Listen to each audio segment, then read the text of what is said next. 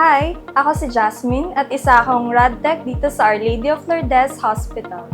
Ang trabaho ko ay kumuha ng detailed image sa bahagi ng katawan ng pasyente gamit ang iba't ibang uri ng test. Ito ay para matulungan ng doktor para sa mas accurate na diagnosis.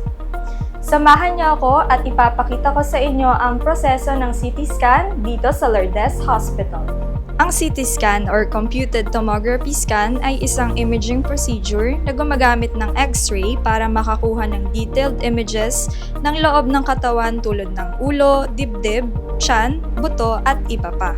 Sa pamamagitan ng CT scan, mas matutulungan ang doctors na makita at masuri ang iba't ibang kondisyon tulad ng fracture, bukol o cancer, pagdurugo at iba pang abnormality sa loob ng katawan. Bago ang scan, magtatanong muna kami sa pasyente kung ano ang present medical conditions at ang rason nila kung bakit kailangan magpa-CT scan.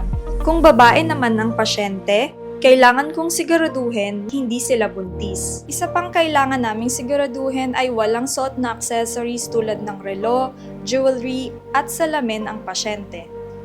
Ang klaseng CT scan na ginagawa natin ngayon sa pasyente ay isang plain head CT scan at sinusuri nito ang kalagayan ng kanilang utak, sinuses at blood vessels sa kanilang ulo.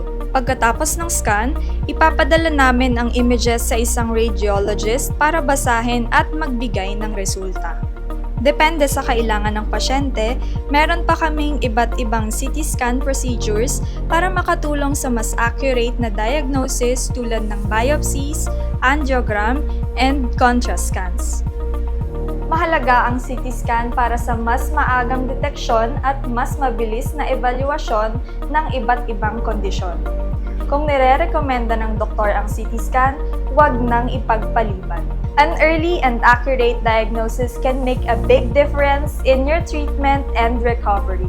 Visit the CT scan section of Our Lady of Lourdes Hospital or call our patient care team at 8849-0000.